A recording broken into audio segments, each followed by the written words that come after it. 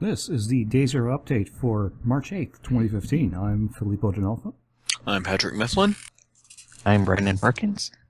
And I'm Theresa Sammons. And this has been a pretty crazy week. I mean, we got a lot of GDC stuff to cover, and other PAX not so much, not as much as I was expecting. No, PAX I think we'll probably hear more of next week, but before we get off on that, what have you guys been playing? I'm still on Ridge Racers 2 and Trails in the Sky. And that's probably going to be the center of my gaming, at least until Mortal Kombat in a couple weeks and Final Fantasy Type 0. Yeah. Have you gotten that 100% yet?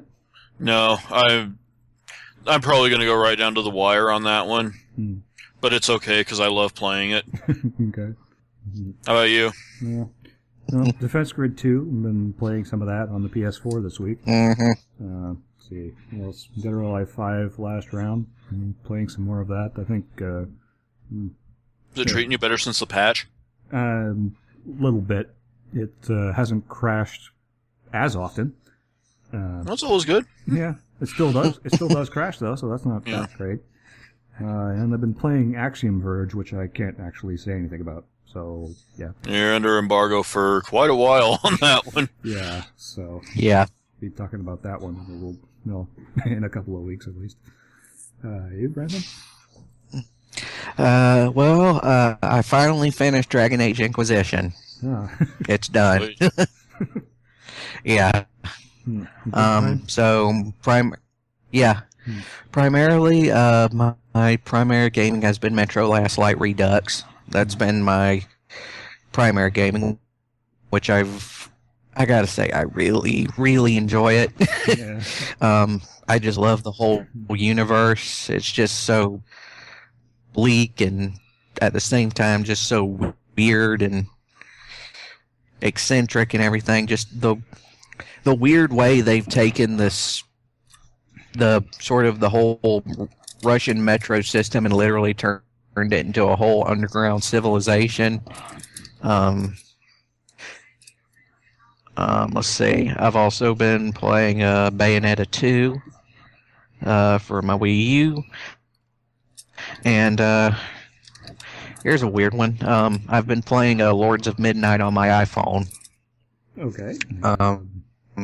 Those of you don't know what Lords of Midnight was, it's an old ZX Spectra game from way back in the early 80s.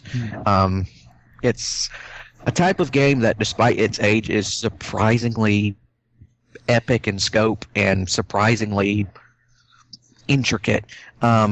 Basically, it's a combination of a war game, an RPG, and an adventure game.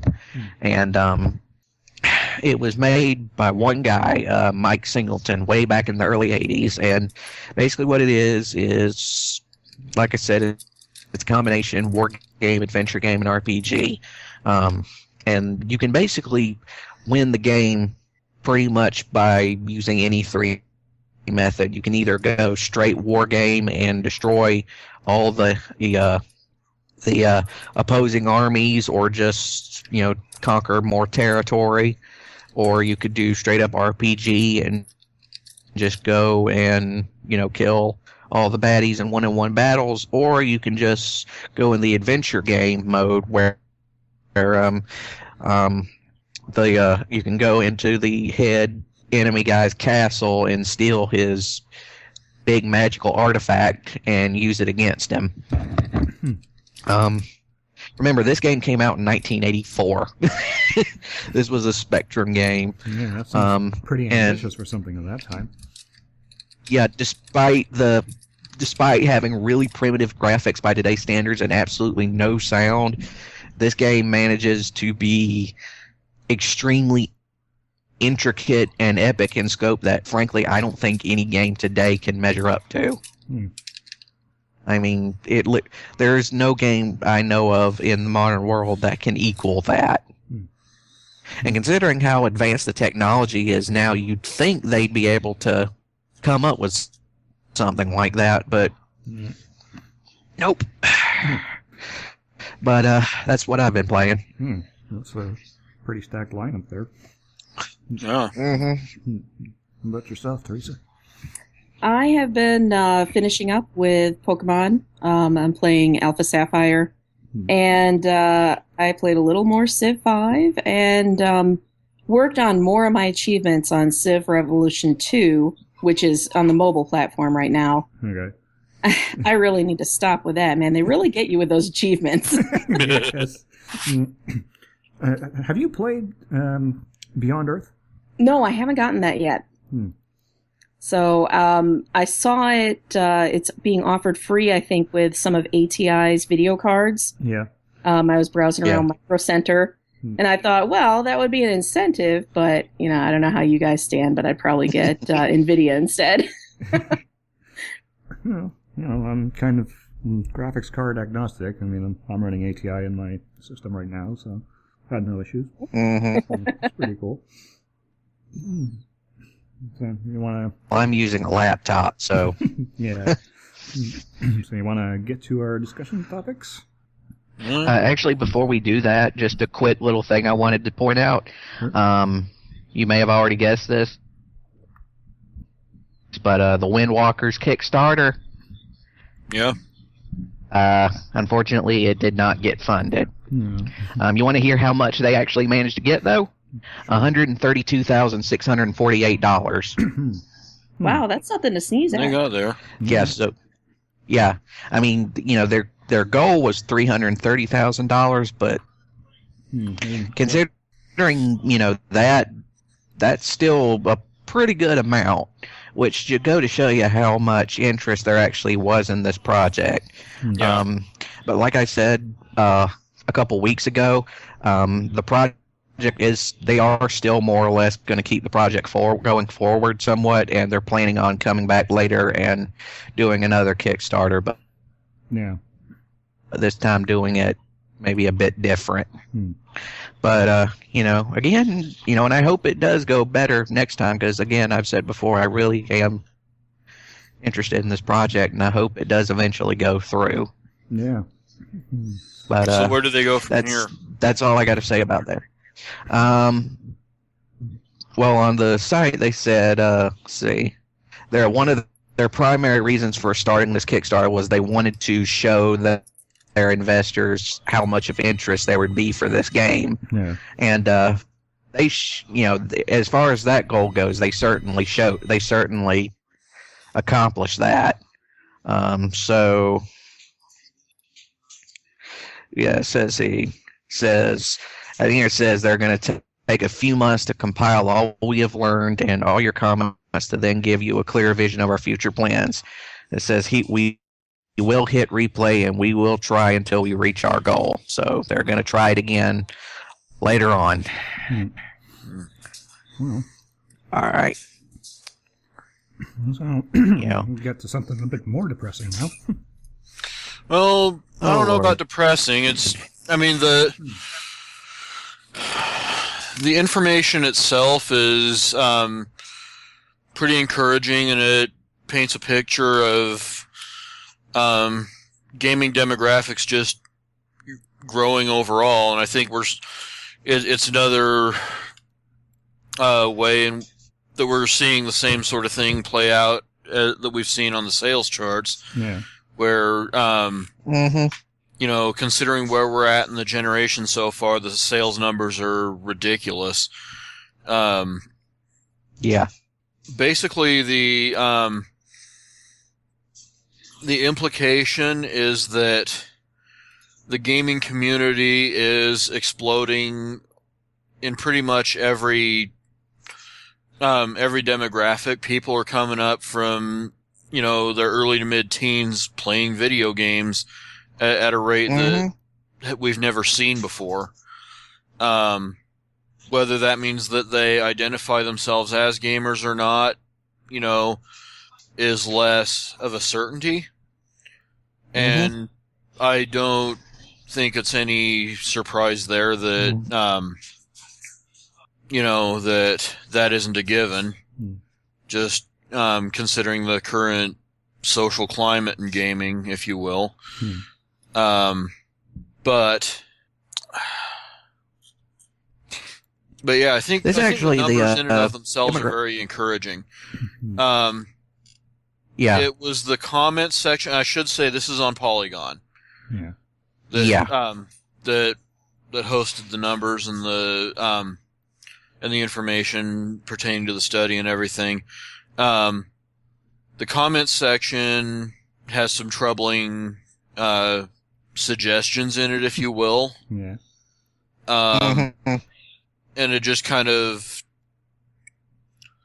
it reinforced the reality to me as to why I'm kind of a man without a country as far as the current social climate surrounding video games today. I think that's the best way to really describe it.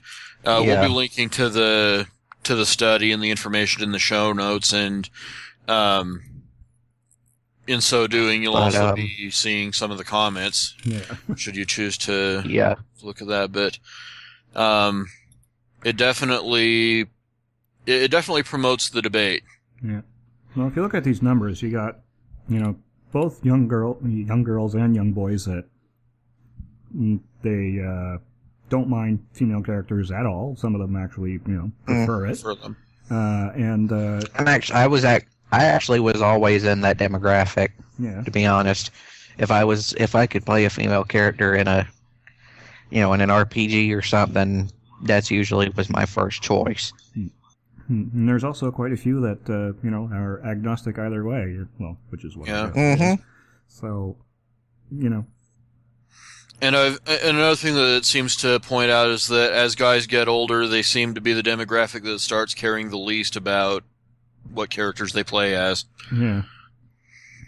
Mm-hmm. Which is a strange turn of events, but they're really interesting numbers when you start correlating them. I mean, I've been going over them over and over again since the article first got out, and I think it's really interesting. Yeah. Well, what it shows to me is that, basically this is, a self, like I said earlier, a self-solving problem. We just have to give it time to solve itself. Which kind of brings us to some of the comments that were in the article. Yeah. Where to begin? There was the one that basically suggested that maybe we should do away with defined protagonists entirely. As a developer myself, I don't think that's really possible in every given context. Yeah, the only way you could really do that is if you have a game where you don't interact with anything. Yeah. Yeah. I'm pretty sure that wouldn't make for a very interesting game. I mean, you look at games that do allow for that. Yeah. And those games' involvement with the player is really, really less, than those games' involvement with players or the player in when you have a defined character and not one that you just kind of.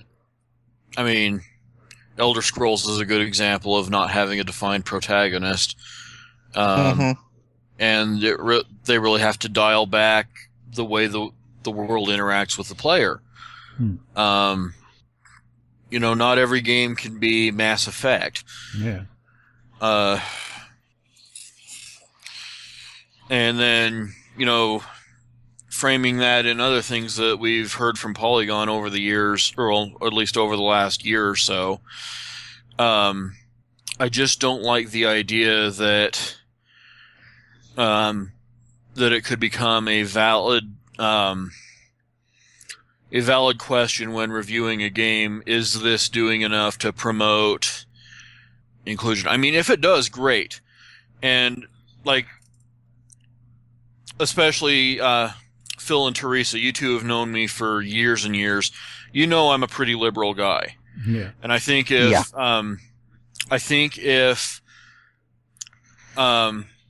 inclusion or representation is really a problem as it is in games right now, yes, let's fix it by all means. I just don't like the idea of taking games to task when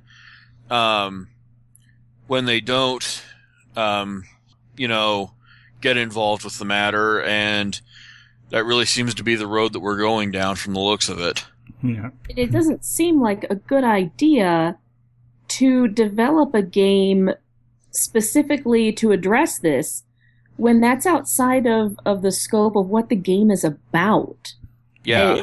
It's like at that point, you're sort of like starting to develop game development by committee, and that ultimately does a disservice not to just the game itself, but to the development process. Yeah. and It's essentially. Yeah, gamers don't want to be force-fed an agenda. Yeah. Well, nobody really wants to be force-fed an agenda. And, if the developers are going to be making a game that's going to do that, if it's germane to the game itself, perfect. That's great. But if it's not, they can't ask us to pay for something that's basically going to tick us off. Yeah. Yeah. And not because of what they're trying to do, not the message they're trying to get across, but because they're forcing an agenda on us when, it's just, it's going to take away from the game, and that's not what we want. Yeah. I think we kind of discussed some of this last week when we were talking about Anita Sarkeesian's guidelines, the ones that she came up with, and I think the big point with there is that she framed them as suggestions and not as demands. Yeah. Yeah. And and these were reasonable suggestions too. Yeah, they were. Yes, all of them were.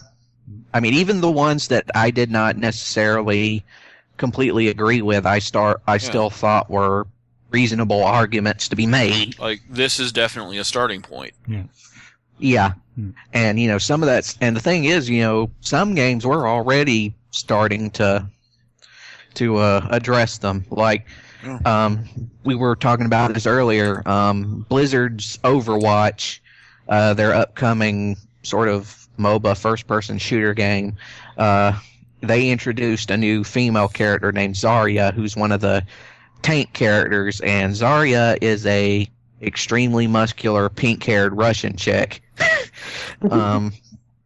And she got an immediately positive response when they showed her, except for certain gamer gators who had to come out of the woodwork because Blizzard dared to use a female model that wasn't the traditional one. But it's ultimately, I think this is something that the game development will solve on its own naturally. Yeah, this is what this really is growing pains of the video game industry as a whole. The industry itself is not even 50 years old, and around that time in Hollywood, they were having the same exact questions with female female roles and what they could and couldn't do, and these were all things that they had to go through and solve themselves. We're coming into our own. Yeah, and it's the evolution of the medium. It's an ugly part. The only difference, though, but the only difference though is that they didn't have the internet back then. No, they did not. True. Yeah. So the ugliness, Yeah, because the difference is that the ugly part of it wasn't as public. Yeah. You had to be an industry insider to be able to see some of that ugliness, but now all you got to do is look at a friggin' comment section. Yeah. Apparently. And you can see it. So, yeah. Although I think an argument could be made that the ugly side of Gamergate has always been a part of the internet. It's just that Gamergate is what they ended up gathering around. Yeah. Yeah. Like, it's always been there. But once Gamergate come out, they had a target. Yeah. you know, they had a cause they could get around, and A misguided one, but hey, what do you want? a misguided and all right, but on to something else. Yeah, something a bit more. The more I think of, the more I talk about Gamergate, the more I feel the vomit rising up in my throat. Just yeah, let's not do that. yeah. So, apparently we're not going to have Street Fighter V in time for EVO. For those of us who thought that was going to happen. Elite got out initially, and it's since more or less been given the after the fact confirmation that Street Fighter V will be in our hands and PlayStation 4s in spring of 2016. So, do you not think that we'll at least see some more of it at EVO? I'm sure there'll be like a reveal trailer. There's plenty of time to show off characters. Yeah. They may even have a demo. They've implied that that we're not going to be seeing another 44 character roster like we ended up with in Ultra Street Fighter 4. But right now we're sitting at 4 characters, so there's plenty of time for them to do stuff and have some fun reveals, things like that. Yeah. So, and there is the public beta that they've talked about doing, which I guess we'll be getting the details on later on. Yeah. Well, I'm just glad they're not rushing it. Yeah, I was worried about that when, I mean, there was some initial rumbling about Street Fighter V as early as 2012, 2013, which would have been way too early. And one of their producers, Tomoaki Ayano, seemed to agree with me on that and actually suggested that there really should be no Street Fighter V until maybe 2017, 2018, which is where I would have put it. Yeah. But spring 2016 is a good compromise, and it it gives us at least one more EVO of Street Fighter 4 as a main game, so that'll put us at 7 years of that, believe it or not. Wow. And so, I think that's fair. Yeah. In the meantime, we'll have, more Combat X to tide us over, so... the PS4 version of Ultra Street Fighter 4. Yeah. There's the Shield Killer Instinct is still great. Fighter 4, which we'll talk about later. So, we won't be starving for fighting games, at least.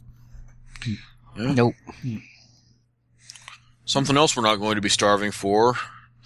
Yeah, Rock Band 4 has been pretty much officially announced. We've got some vague details. Like, we do know that it's going to be on the PlayStation 4 and Xbox One. Harmonix is developing this independently. So that's going to be cool. DLC transfer is going to be a little weird. If you've bought tracks for the PS3 or Xbox 360, those will just carry over into Rock Band 4.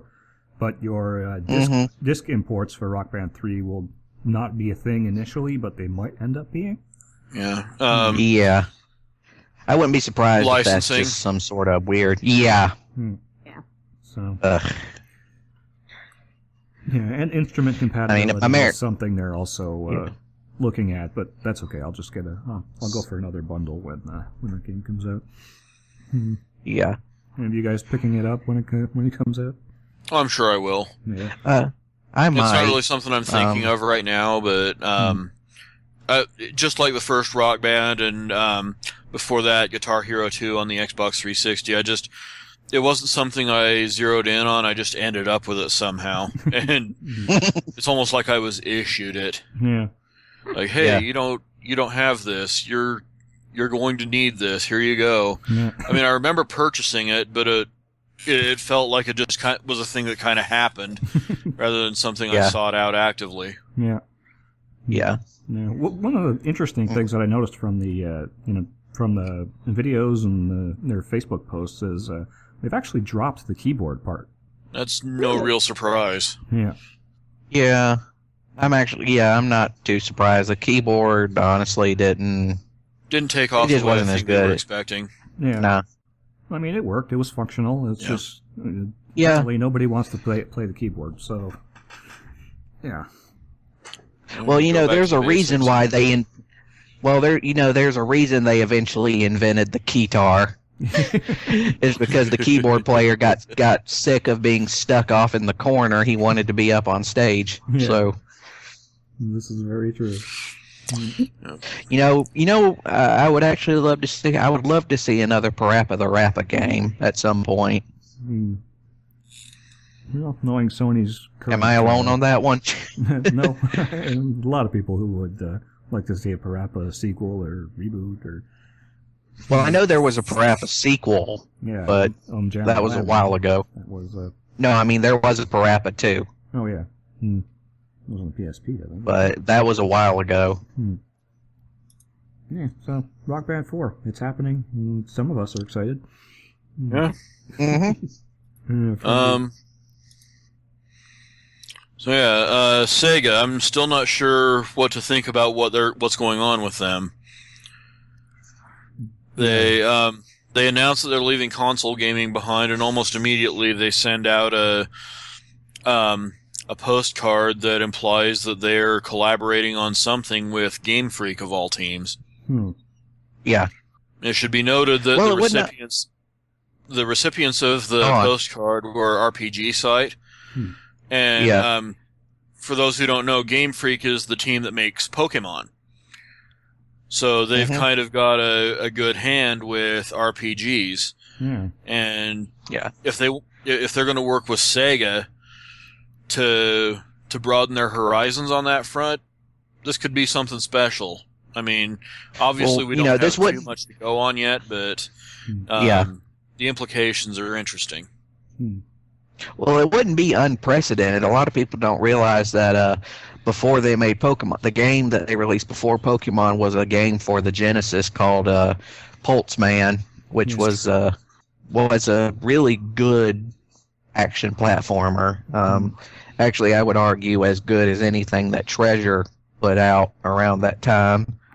It was brutal though. That game did not mess around. Oh yeah, it's a difficult game, but it's a good game. Yeah. But it's so working with Sega is definitely not unprecedented for them. The only thing that surprised me though is that I thought that they had become a subsidiary of Nintendo, but I guess they still have enough independence that they can work with rival developers. That or they're doing it for Nintendo.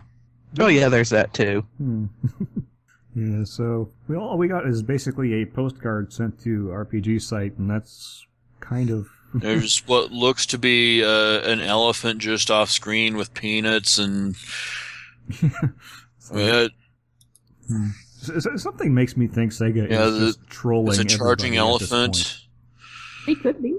Chasing down 2 peanuts and what looks to be a hand grenade.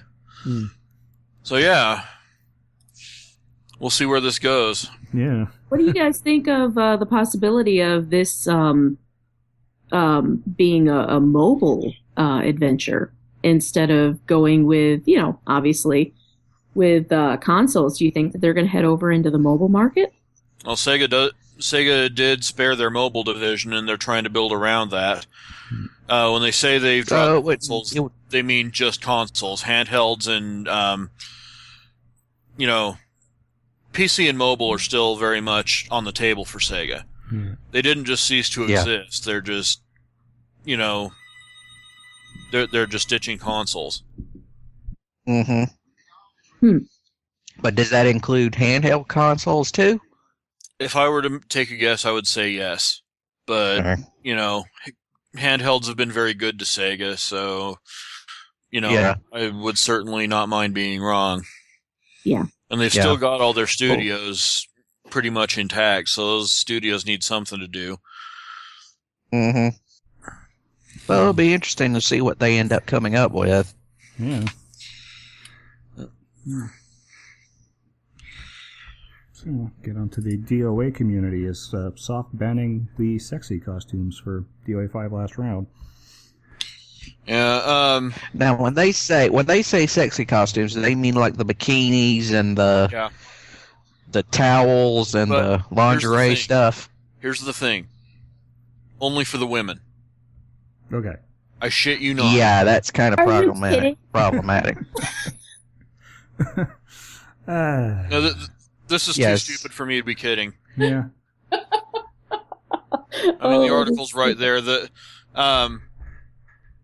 The implications are that this is to attract more tournament players, more sponsors, and in this new streaming era of the fighting game community, that's understandable. But the way they're going about this is so ridiculous that I don't know if it can hold up.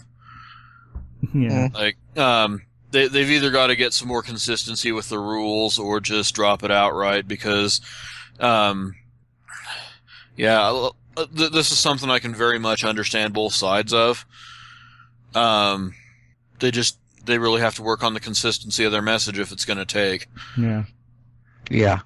I mean, a lot of these costumes are just, well, I won't say borderline tasteless. I think kind of most of them actually are fairly tasteless.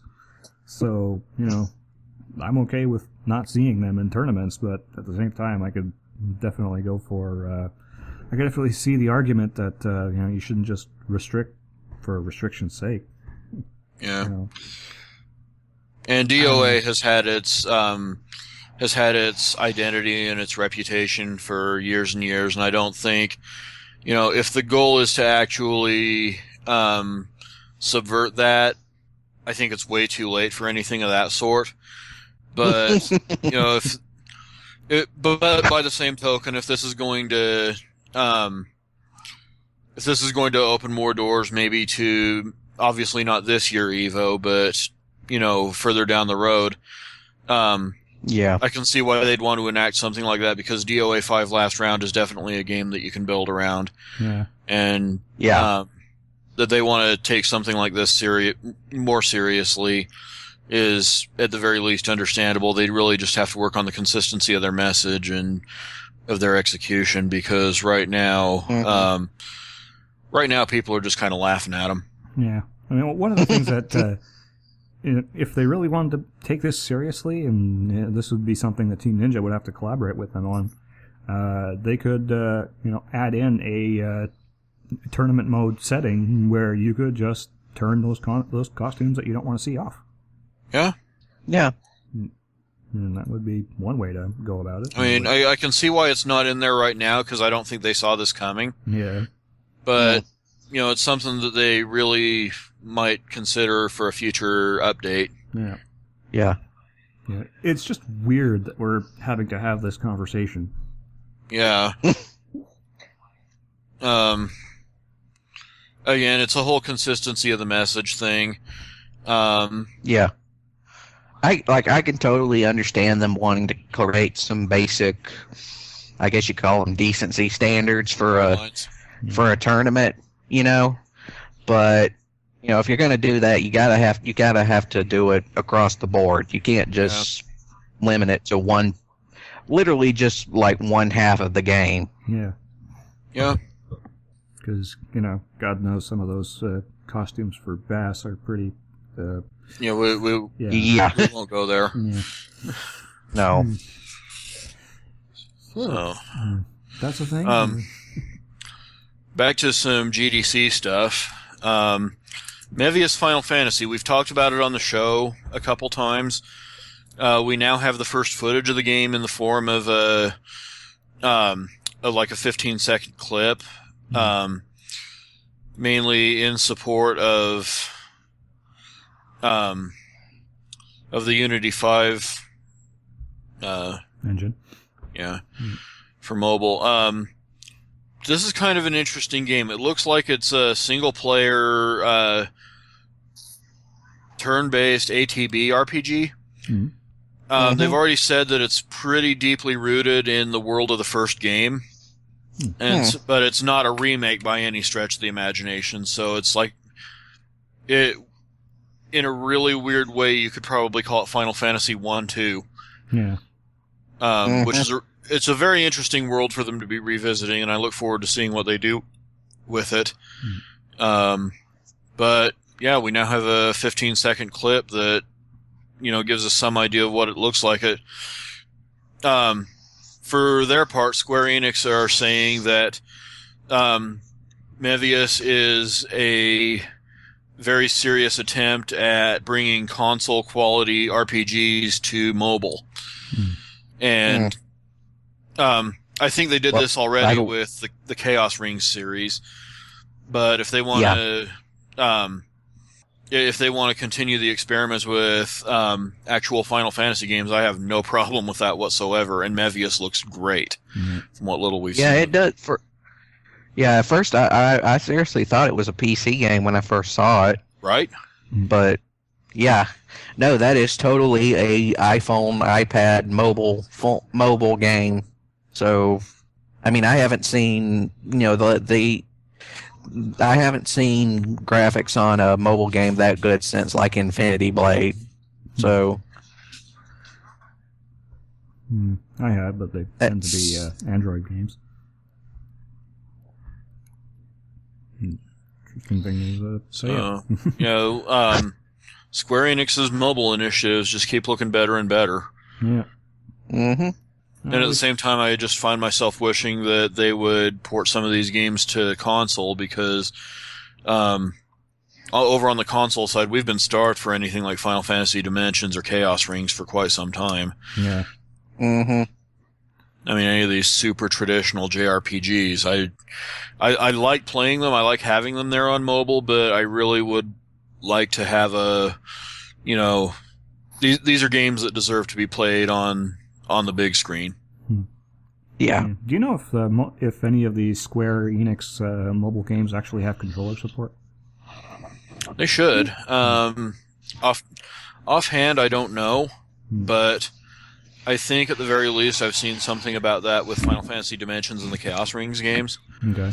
It's something we might have to look into after the show. Yeah, because So now I'm curious. Yeah, because I mean, if you got your Note 3 there, you just get a MHL to HDMI adapter, plug your phone into your TV, and sync up a DualShock 3, and there you go. And then nobody hears from me for the next 3 months. Yeah.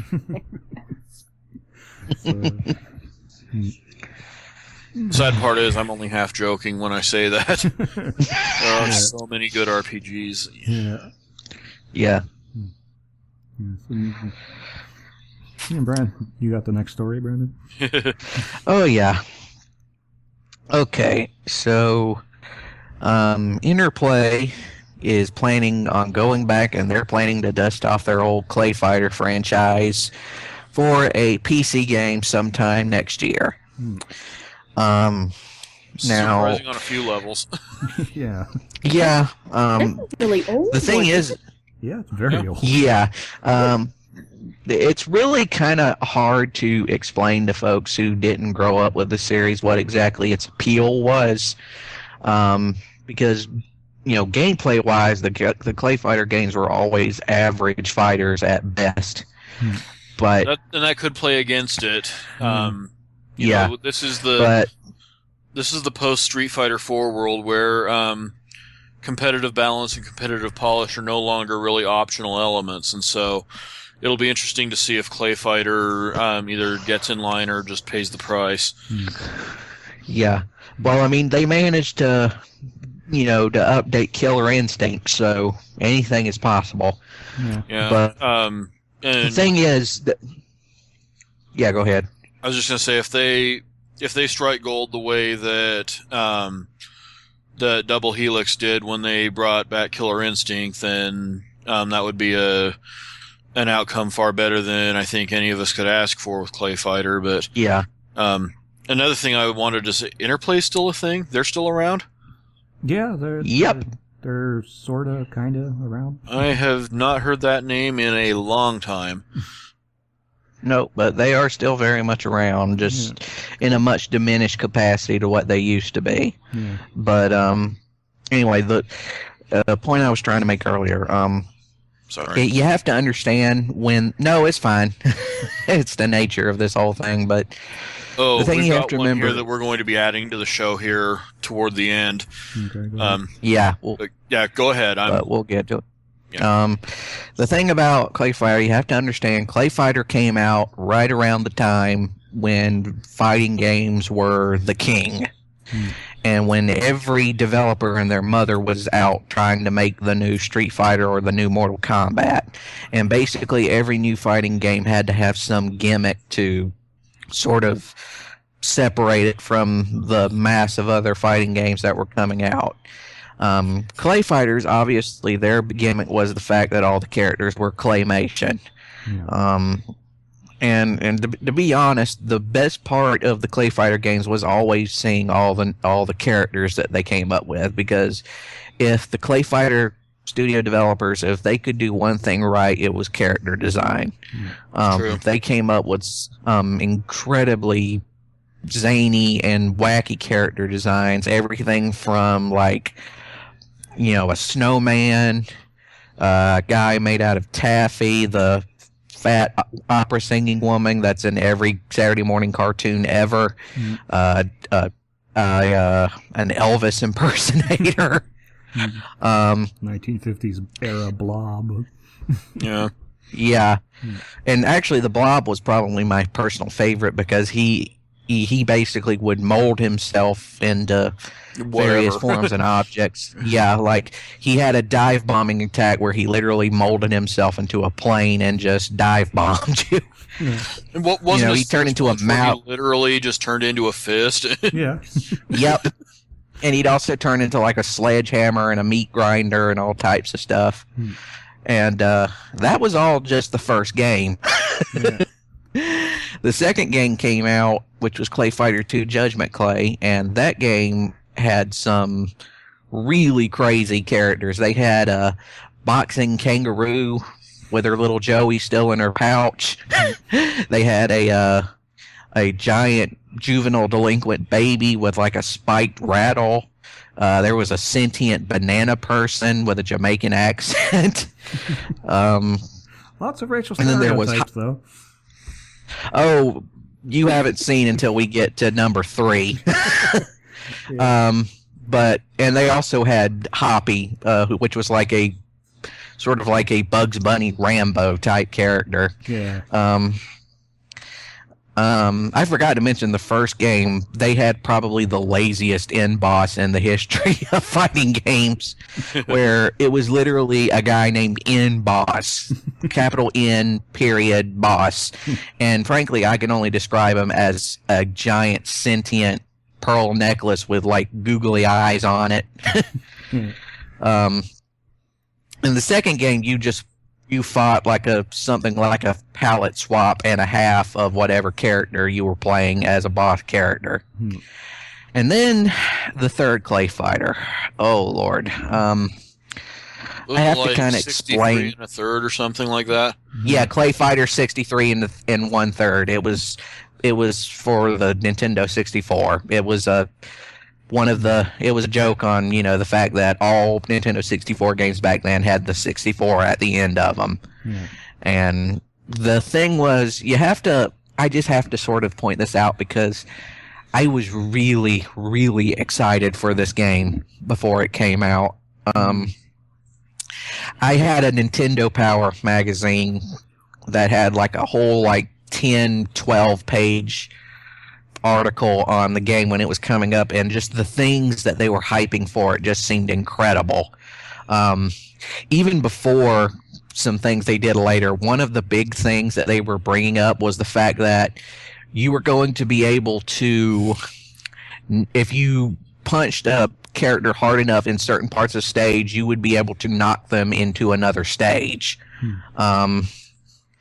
And at that point, the only other fighting game that did that was Mortal Kombat 3, and it only did that on 2 stages. In this case, they were planning on doing it for every stage. Yeah. And the thing is, Clay Fighter 63 and the third was supposed to take place on an island. And so all the stages were based around island stuff. So there was a tiki club. There was an old army bunker with a huge anti-aircraft gun in the background. There was this old broken down tugboat that was covered in green slime, which you can guess whose stage that was supposed to be.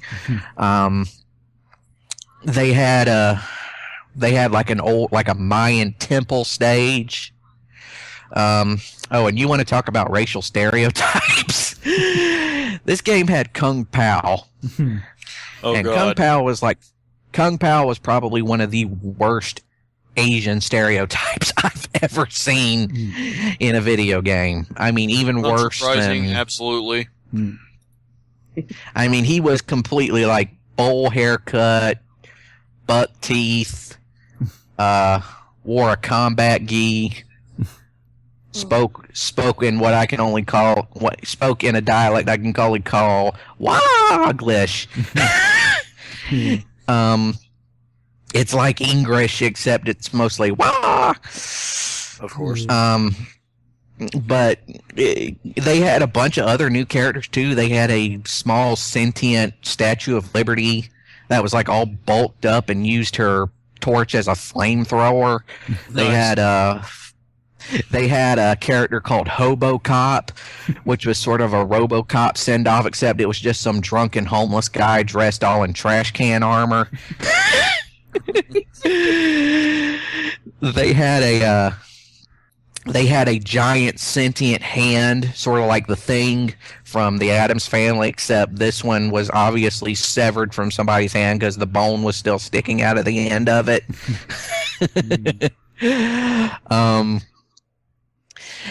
And one of the other things, then by the time the Nintendo Power issue came out that I was talking about, they had decided that they were going to switch to all 3D backgrounds. I should have seen a problem here right here. Because on the surface, the idea of, you can play 2D characters in a full 3D background, that sounds awesome, doesn't it? That sounds like a cool idea. If you could do it right. I mean, they even had a part where you would fight on like this giant castle that was basically a giant stone toilet, and you could knock them into the toilet and then flush them down and then fight them in a sewer level. It was stuff like that made me think, oh man, this game's gonna be awesome. And then it came. Actually, before that, they came out with another issue of Nintendo Power, and then the first problem showed because they ended up chopping the character roster in half. You remember the Lady Liberty character, the Hobo Cop character, the hand character? Mm-hmm. Gone. None of them. But they did manage to put some 2 extra characters in there, characters that were actually pretty familiar. One of them was Booger Man, and the other was Earthworm Jim. Both fit in perfectly, I would say. Yeah. Sounds like they work. Yeah, they actually did. Yes, and when I say Earthworm Jim, I am talking about that Earthworm Jim, the one you're thinking of. And then the game came out. And okay. Remember when I said earlier about how? Us, by the way. Yeah. Remember when I said about having 2D fighters on a 3D background and how neat that would have sounded? Mm-hmm. That's all well and good until you found out what happened when you knocked them into another stage, because the character models themselves were 2D. Period. There was no, spinning around form or anything like that. They basically became paper cutouts getting shoved through these door openings and everything. God, and it just ended up being an ugly, ugly game. The lighting was terrible. I'm really not kidding. The lighting in some parts was so bad you could barely see the environment around you. It definitely suffered from having a smaller character roster, because like I said, the best part about Clay Fighter games is about all the wacky characters they came up with. And although they did sort of help it by adding in a better combo system and finishing moves, what they famously call claytalities. Yes, that's what they were really called. it was just an ugly, ugly looking game. Real disappointing. In fact, it was so bad that Interplay ultimately went back and made a sort of a remake of it called Clay Fighter 3 Sculptor's Cut. That was a Blockbuster exclusive, in which they went back, they redid some of the lighting, they added in some of the characters they had to cut out, minus Hobocop, because Hobocop was considered too controversial. But they did bring back Lady Liberty and the hand guy, but it was marginally better. I mean, I will say it was definitely significantly of better quality, but that's kind of damning with faint praise, because the product they had before that was just depressing. I will always remember, though, my favorite moment in the entire game was playing a character called Sumo Santa, which was literally Santa Claus as a sumo wrestler. And one of his claytalities was called Santa's Gonna Sit on Your Lap. So he jumps up, jumps on top of you, and you disappear. Yeah. And then he bends over and basically farts you out into pieces. Pleasant. And he's going, no, the whole time. So if they can, it looks like what they're going to be trying with this new game is they said they're going to have 20 characters, each of them from all three of the original games, and they're going to try and add in new gameplay mechanics, and they're going to have the claytalities back, and I just hope it ends up being a good product. That's all I hope for. So, after the third one, it looks like it's kind of an uphill battle for them to make themselves relevant again, but I guess if they get the right people behind it, they might be able to pull something off. Yeah, well, the way I see it, if they could make Killer Instinct relevant again, they can do this. So we will wait and watch this one. Yeah, definitely. It'll be fun to see how this plays out. Yeah. So, another quick little story from GameStop here. Have started accepting PS2 hardware again. This is the system that will never die. Nope. I mean, when it had its turn at retail, it was so overwhelmingly successful that I'm not sure how the final numbers stacked up next to the NES, but it had to be pretty close. And it's still very relevant, very I would even say active in terms of being played, if not seeing releases. Yeah, I think the releases are pretty much dried up, but so many gamers still have their PS2s hooked up that and I don't see that really changing anytime soon, even with the new wave consoles having hit. No, there's what year did the Sorry, go ahead. 15 years ago, last week, I believe it came out, to answer your question. In Japan, yeah. And 15 years ago, so around 2000, late 1999, something like that. That just reminds me, when I was talking about Clay Fighter earlier, that just reminds me, the 1990s never really went away. We're still living in them. I mean, think about this. We got Clay Fighter is coming back. Obviously Battletoads looks like it's going to be coming back. Square Enix is openly calling for, pitches for some of their hold on just a sec. Sorry. Some of their older properties like Gex and Fear Effect and, Anachronox, and Disney's planning on bringing DuckTales back to television next year. It's just the 90s never ended. Yeah. Yeah. Yeah. Well, we can blame it all on Jimmy Fallon for Yeah. the Saved by the Bell thing he did. Yeah. Oh, God. Yeah. Yeah. Yeah.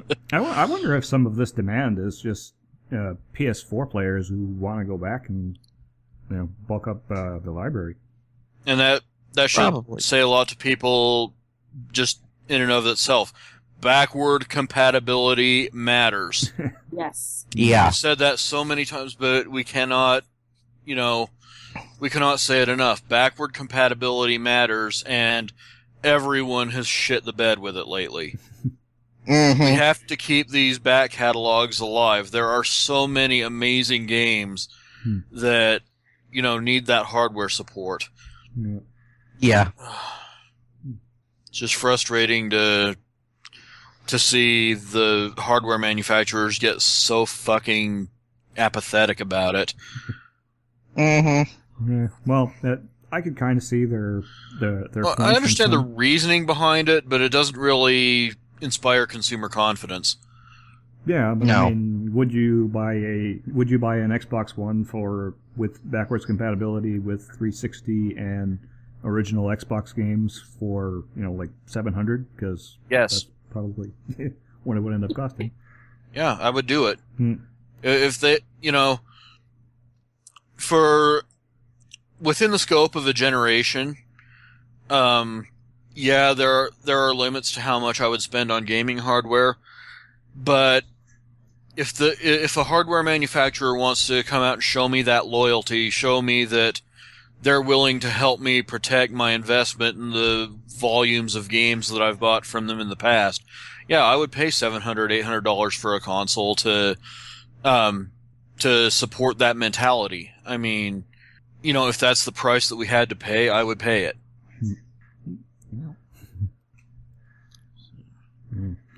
So yeah, PS2 back in stock. Yeah. If you don't have one, I'm sure get it's only one. a matter of time before we get before games come back in stock as well. Yeah. Yeah. I wonder what kind of a ridiculous markup GameStop will put on those games. Oh. Time will tell, but it's another way to make them available, and I'm certainly not gonna to criticize that. Yeah. So, we're talking about. And I should point out that this isn't them magically making more PS2s available, because they've been selling PS2s steadily over time. This is just that they're willing to take on more hardware trade-ins. Yeah. And so that to me says that this is something that they see money in, and they're going to sustain it for at least a little while. Yeah. Ideally, I wish this was them saying that they know something we don't about backward compatibility coming to the PS4, but I'll be keeping my hopes in check there. Yeah. Yeah. We were talking a little bit earlier about Battletoads. Apparently, that's another teaser coming. In a really weird place. Yeah, Shovel Knight for the Xbox One. He just kind of showed up there. And yet a weirdly appropriate place, too, if you think about it. Oh, yeah. Because, Shovel Knight really is the epitome of neo retro gaming. Yeah. Yeah. It's all the best parts of old school gaming in a really high quality package. Yeah. Does anybody here at this point not believe that a Battletoads reboot is going to happen? I think it's pretty much inevitable. Yeah. It seems that way, yeah. It seems like one of those things that Phil Spencer personally believes in quite a bit. Yeah. And when he believes in something, it happens. Yeah. Yeah. Which is also one of the reasons he's one of the funnest executives that we've got in the industry today. Yeah. Because he gets these little pet projects that, Phantom Dust is another one that's kind of taken a weird turn in recent weeks, but, when he's really on board with making something happen, he will see it happen. Yeah. And this seems to be another example of that. So. And E3 is, we got PAX next week. We got well, PAX is going on right now. Yeah, PAX is going on right now, so we'll talk more about that maybe next week. Probably be We'll see wrapped some up more. by the time. Yeah. By the time this episode actually gets online. Yeah. Also, if you haven't played Shovel Knight yet, please go play it. Yeah. Just I intend to. you have to. You really have to. It is absolutely a joy to play. Yeah. Okay, It's I do just a have lot it. of fun. I do have it. It has been sitting on my Steam account for a while. For some reason, I thought I hadn't already bought it, but during that last sale, I must have issued it to myself without realizing it. Yeah. Such is the nature of Steam. Yeah. You just start It's a lot of bestowing fun. on yourself. Yeah. It's a lot of fun. It's actually kind of surprising in parts, and it's also really, really funny. Yeah. And it's available on pretty much everything now. Mm-hmm. So, play that. Definitely. Yeah. So we got more GDC news from Valve. They've been basically doing a lot of crap. Yeah, they were busy. They've announced their Source 2 engine about freaking time. The original Source engine was getting a little long in the tooth here. In before Half-Life 3. Half-Life 3 confirmed. Yeah. Too late. I almost made it. Yep, too late. Yeah. So new engine, VR headset, partnering with HTC, which is a weird company to partner with, but from the reports I've been reading about this particular headset, Oculus has run for their money here. Now, here's what I'm wondering. What if Vive has Steam exclusivity? It could. Would that just hand Oculus the saltiest loss in the history of hardware? Probably. Well, I mean, Valve they do like their Steam platform, but they're also known for opening things up. Source Filmmaker is a for better or worse. We got Plus, that. I'm sure it would bring about all kinds of antitrust claims. Yeah. So, I doubt it will be exclusive to Steam, but it will probably work better on Steam. Yeah. With all the infrastructure that they've got in there, and getting content into it will probably be a lot easier if you hook it up to your Steam account.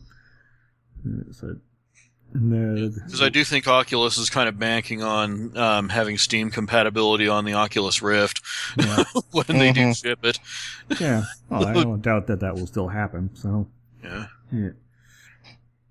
It looks good from what I've been seeing. I mean, does it say anything to how used I am to just seeing companies make dick moves like that? Just that's what immediately came to my mind. Yeah. And they're also going to be releasing a little micro console, $50 Steam Link, which is basically just a head unit for Steam Big Picture game streaming.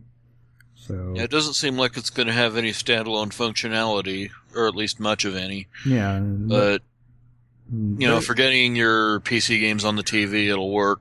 Yeah, well, I mean, there are other ways to get PC games on the TV. I mean, an HDMI cable works just fine, but if your PC's in the other room, this could make some sense, and the cost isn't too prohibitive. So, and all of this stuff, I'm not sure about the headset, but most of this stuff's coming out in November. So, or Valve time, we'll whichever comes first. Now the question is, will this actually take off, or will this end up like another Virtual Boy? I think we're in the era. I think we're ready. Yeah, where VR is going to take off. It may not be Valve, it may not be Oculus, hell, it may not be Google Cardboard or whatever, but I think we're going to get there. Yeah. All right. I kind of hope so, because I do think technologically, I think we're at a point now where we can actually make it a viable thing. Yeah. It should always be remembered, when you're talking about the Virtual Boy, to always remember that what we ended up getting was more of a prototype than it was a final product. Yeah. I mean, even, I don't know if Nintendo could have shipped anything much more advanced than that at the time. I mean, if they'd even put rudimentary proper screens in that thing, the price would have gone through the roof. As opposed to just the red monochrome displays that scorched your eyes out. If they'd put proper screens in there, at the time it was like 1994, 1995. I think you would have been looking at $700-800 probably. Yeah. Mm-hmm. Well, what we ended up with, but was great. It was the thing is, of course, the Virtual Boy is always, it's going to be remembered as the one sort of the one unfortunate loss in the cap of Gunpei Yokoi. God, his name's Gunpei Yokoi.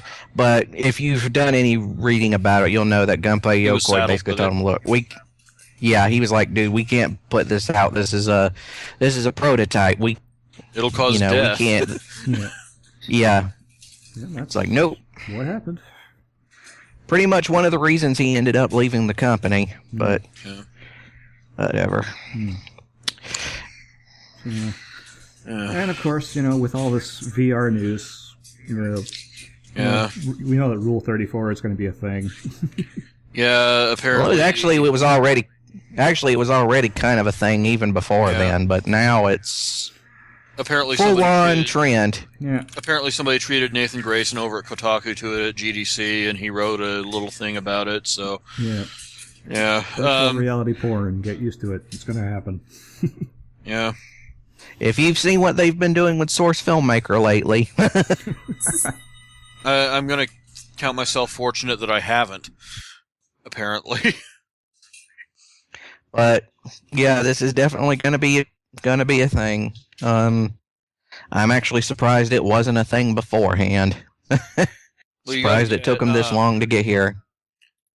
You got to get the VR headsets in the possession of actual consumers before it can really take root. But now that we're coming up on that, and it looks like 2016 is going to be the year of that, proliferation is going to be an understatement. Yeah. And I'm sure it's going to make a lot of money, but the truth of the matter is, until you can find something that can actually, how can I say this as family friendly as possible? Until you can actually come up with a technology that can adequately simulate the activity in such a way that it's something as good as the actual thing, you're never really going to have a true virtual reality porn experience. I think you're severely overestimating people's standards. Yeah, I'm pretty sure you are too. You've heard the saying about pizza. Bad pizza, it's still good pizza. Any port in a storm. Yeah. You got that. Yeah. And this is probably going to be especially for some people. This is going to make so much money, though. Yep. Yeah, it will. Hand over fist. Yeah. Oh, that was a bad way to put that. Oh, Theresa. Oh, no. Lord. Yeah. Good night, kids. So, What would your children say? Moving on. We've talked about this on past shows. NVIDIA announcing a new console. Basically a new version of their Shield hardware, but this time in the form of a proper console. yeah. Phil suggested that it would be possibly a Dreamcast 2, which it's not, but it's not that far off the mark either, because there are some Dreamcast-like features that do hold up under scrutiny. Yeah. I guess I should go over kind of what they're doing here. Yeah. First, this is a Android TV powered console, so you've got a nice solid platform under there. They're powering it with their new Tegra X1 system on a chip, which has it's an 8-core processor, has about 3 gigs of RAM. Computationally, it's about twice as powerful as an Xbox 360. And they've kind of demonstrated that with some of the stuff that they've been showing off. But they're big, apart from the native games, they're actually pushing their grid cloud quite hard with this little console. So that's going to be kind That's of... something I didn't get into the show notes.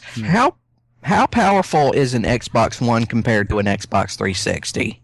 Xbox One, according to Xbox 360, is about probably about 4 or 5 times. All right, Yeah. I see. Because, I hope this does, like with the Dreamcast, I hope this does end up encouraging a bit of experimentation, like the Dreamcast did. Part of what made the Dreamcast such a great system, despite the fact that it ended up getting killed in the market, was that Sega encouraged a bit of experimentation with its developers. So you ended up getting some really unique products. Hopefully we can live that again. Yeah.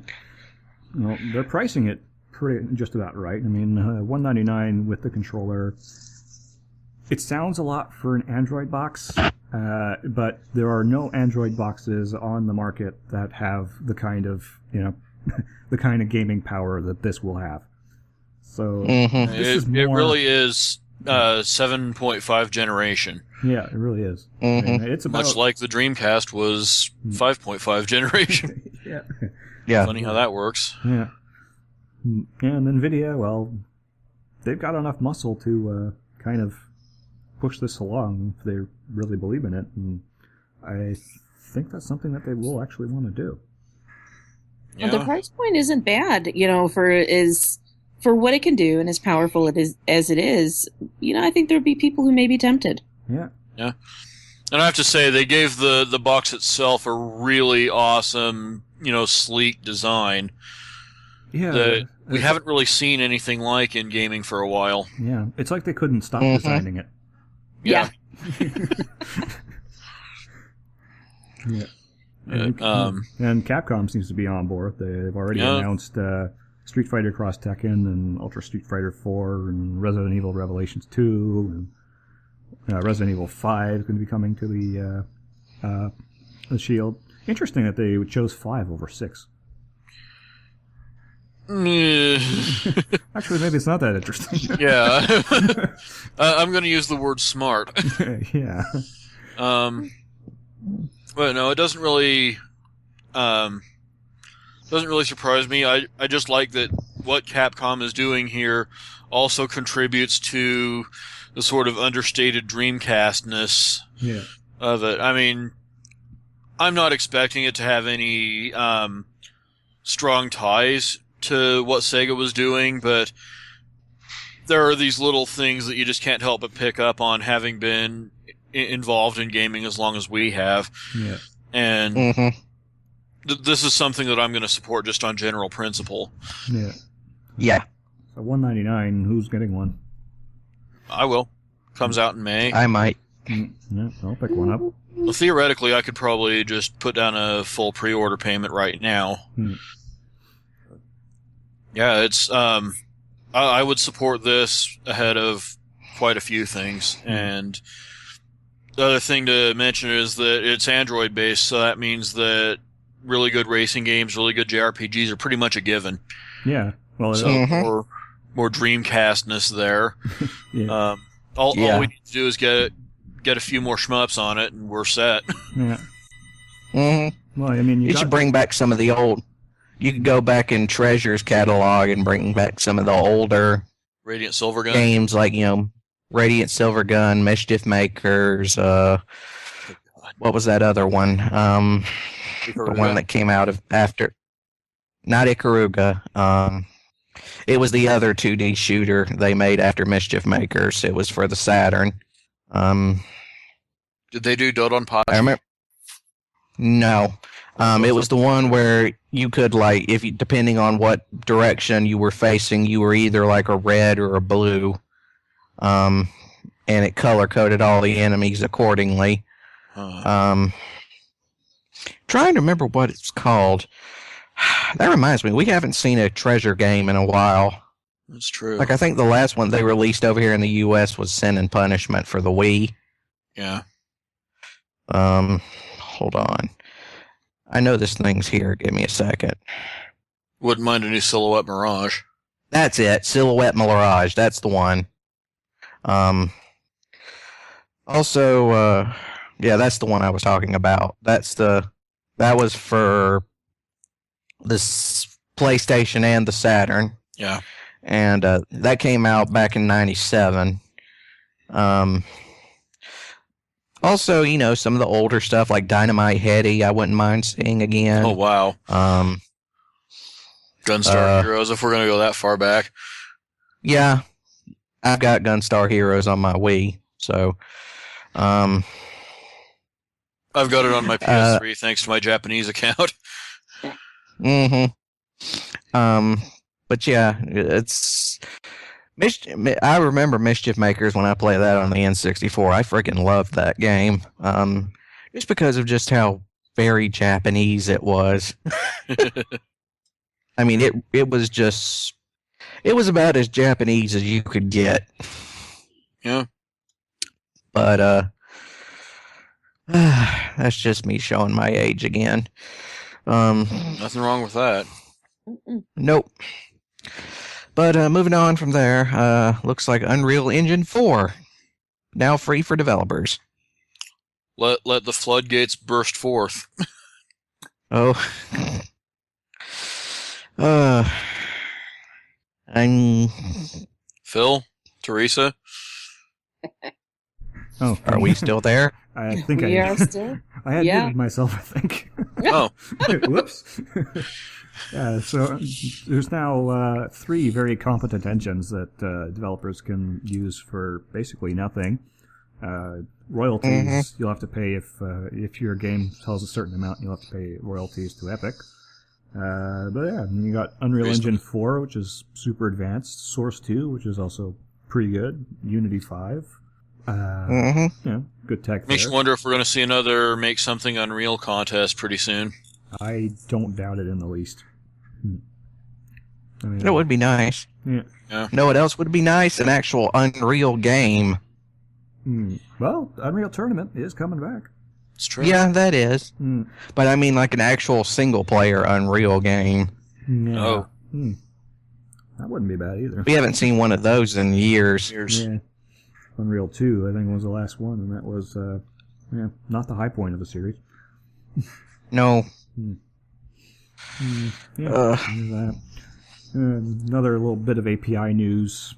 Kronos Group unveiled Vulkan, which a few weeks ago we talked about the next OpenGL initiative, and Vulkan is what that turned into.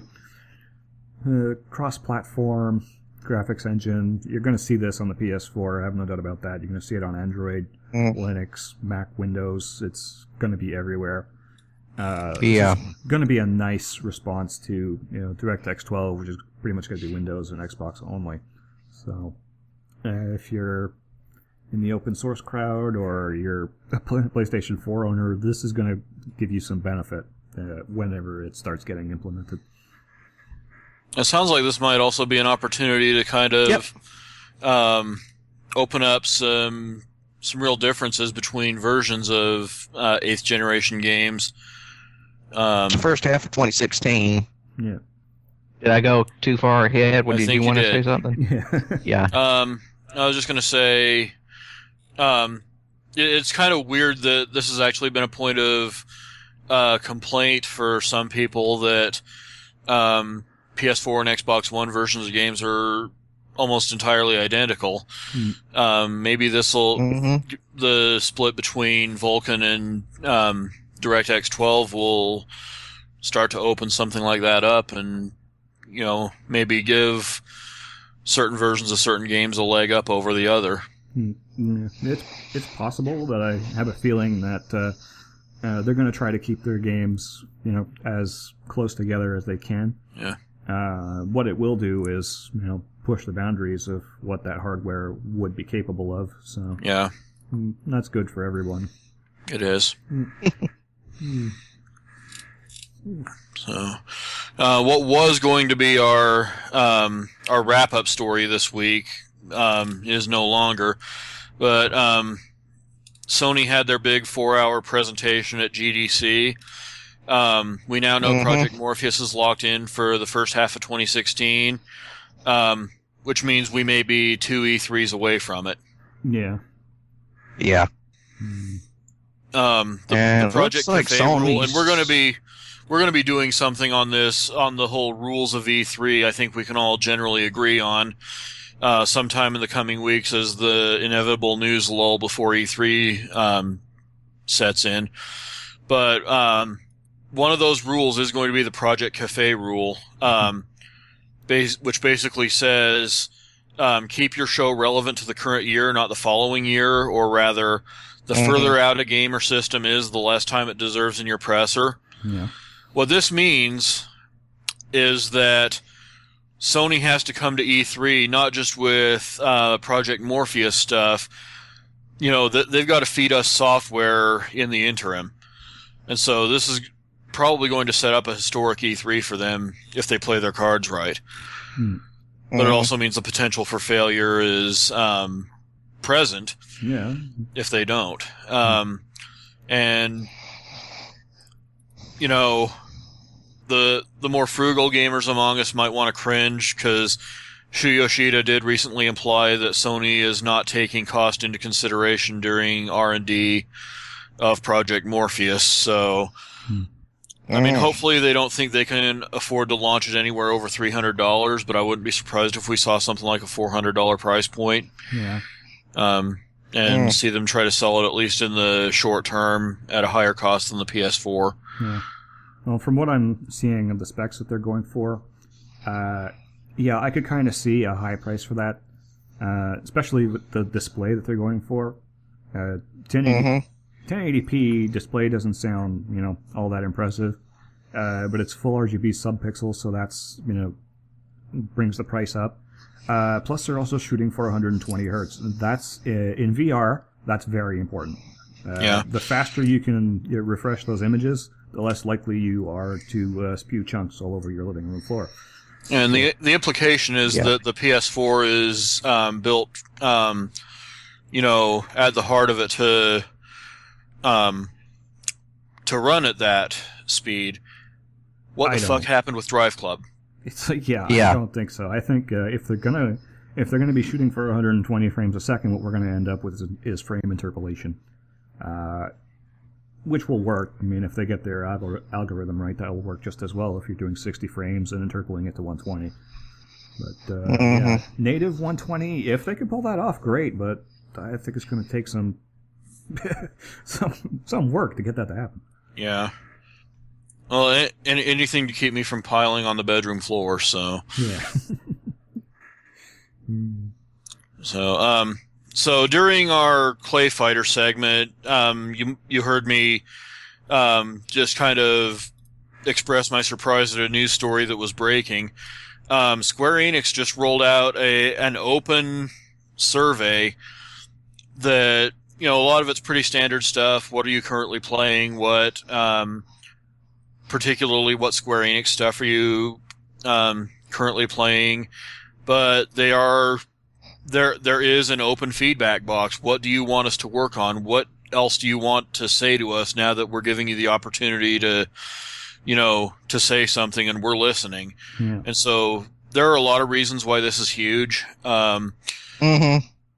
But yeah, I made sure to get that in on the show because the implications, I mean, obviously we know what they're probably going to get inundated with first and foremost. Final Fantasy remake. Whether that actually leads to something this time around or not, only Yosuke Matsuda knows. Yeah. But they're opening the lines of communication, they're listening, and you know, they're giving us our platform to advocate for pretty much whatever we want them to make. I noticed that the word chrono also came up quite a bit while I was filling it out. And I can completely understand that one. And this was just from options that they were giving us in certain questions. So it gives you a really good idea what's on their mind. Yeah. And hopefully it implies many, many things to come. Because there are a lot of ways they could go with this, and if they're really listening, then kind of gives you a reason to look forward to TGS this fall. Yeah. Once they have a chance to really absorb the input and make a few announcements toward the end of the year. But speak while you got the chance, because apparently this is wrapping up. There's a sweepstakes involved with it for a $100 gift certificate for the Square Enix online store, which is great. And the winners of that are going to be announced toward the end of the month. So speak while you got the chance. And I mean, I took the opportunity to advocate for a new Grandia, of course. But I guess we should go around the horn and say what we'd like to see from them. Yeah. What do you want to see from them? Well, I'm going to be pretty weird here and say that I want to see John Romero go back and redo Daikatana. Okay, actually, you're gonna have to connect the dots for me on this. Was there a link to Ion Storm, to IDOS? To... Yes, there was. IDOS was... yeah. So Square Enix... Well, the thing is, Daikatana. If the thing is, though, John Romero's... John Romero's already making a new shooter right now, or at least he said he is. Yeah. So, but yeah, the idea of him going back and making a new Daikatana, redoing Daikatana, actually, considering I actually have played Daikatana, there are some parts in there that actually do interest me, and if he could make it if he could go back and actually put all his ducks in a row and not make the game and not just go completely nutso when he's making it, I think he could make a good quality game. And for a fact he wants a do-over on it. There's no way he doesn't. This was supposed to be his career-defining game. Yeah. And it came out, and that's not how you want your career defined. Yeah, I could see that being a thing. Yeah. I could see that working out. So that's what I'd like to see. Yeah. What about you guys? Brandon? Well, first things first, I'm just going to go with the tie with everyone else who said not so much because of me, but because there's definitely a market for it. Go ahead and redo Final Fantasy VII. I mean, just so I can finally hear everyone stop talking about it. Yeah. But the problem is they would. Because, they would talk about it more than they ever have. They would be insufferable. That's what has caused me to advocate their position that we're not going to get a Final Fantasy VII proper remake until they make something that really surpasses it. And why am I echoing? Yeah, I've been trying to figure that out too. I could agree to a Final Fantasy VII remake on one condition, and that's that they also do 8 and 9 remade. I actually would be okay with them redevelopment and rebalancing and everything on the table. Yeah. Like, don't just give the game a cosmetic change. Go in and fine tune it. And if they wanted to, I mean, Voice of Dissent is turning into a list of changes that I would personally make to Final Fantasy VIII. Yeah. And I think there is a good game in there just kicking and screaming trying to get out. Yeah. But, and I would love to see Square Enix take a crack at that. So don't stop at Final Fantasy VII. If you're going to remake that properly, do the PS1 years. Yeah. Revisit those, give them the functional and cosmetic update that they deserve, and we'll go from there. And Final Fantasy IX needs more attention than it ever got. Yeah, Final Fantasy IX is actually, honestly, I'm going to be completely honest, it's my favorite Final Fantasy game from the PS1 era. It actually is. Mine too. Yeah, I mean, I loved Final Fantasy VII when it came out, and I still do. Final Fantasy VIII still has a lot of nostalgic appeal for me. despite all its problems. But Final Fantasy IX had a sense of whimsy and wonder to it that just the other two games couldn't equal. It also had my favorite Final Fantasy end credit song as well. You know. But let's see. Other than them remaking Final Fantasy VII, I wouldn't mind seeing another Einhander. Ooh, yeah. Yeah, that's an old game that from Square I really liked. Also, I would really like another Bushido Blade. Yeah, I could see that. See, and those of you who don't remember what Bushido Blade was a really, it's really kind of hard to sort of put it in genre terms.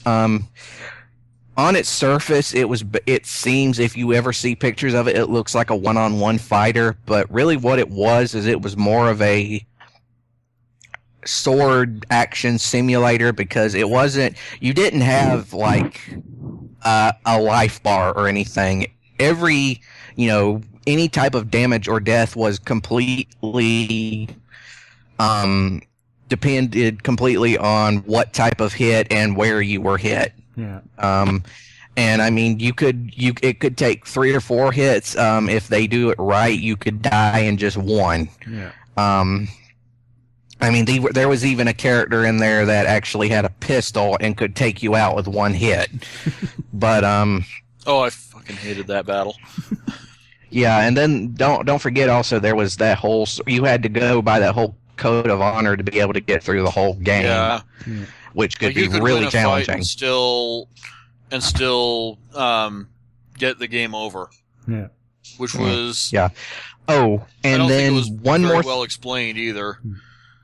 Yeah, it was something like you couldn't hit a person in the back, you couldn't attack them while they were speaking to you, and you couldn't have an injury. Like even one bandage would completely screw it up.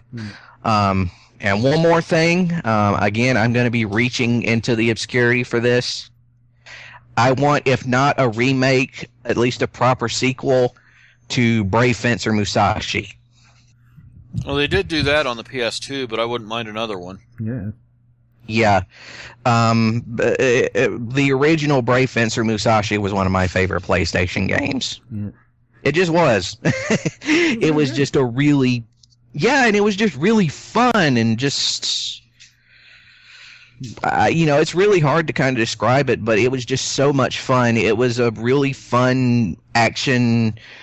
I don't know if I could call it an action RPG, because it was really more of an action game with like some small RPG elements in it. No, they themselves called it an action RPG. Like Square Enix themselves marketed it as one. Yeah, it was really... It just had this sort of... It's the same thing I loved about old Square games, is that they had this sense of whimsy and wonder to them that made them so exciting and fun to play. It was every new thing was just something awesome to see and experience, and and it wasn't just a freaking corridor the whole friggin' time. It just but that would be mostly my Square Enix. Also, I'd love to see another guys, but one that doesn't suck. So that's my I think we got that. That's my recommendation. Yeah. Yeah. Teresa? That's pretty much mine. Okay. Well, obviously, Final Fantasy VII. Yes. Whoa. Volume. Oh. I don't know what's going on over there, but volume. Yeah. Yeah, you're too low somehow. Too low. How about this? A little bit better. Slightly. Yeah. What's up with that? There you go. Okay, there we go. Sorry. Okay. Obviously, Final Fantasy VII. We all want it, and we all want to stop talking about it. Yeah.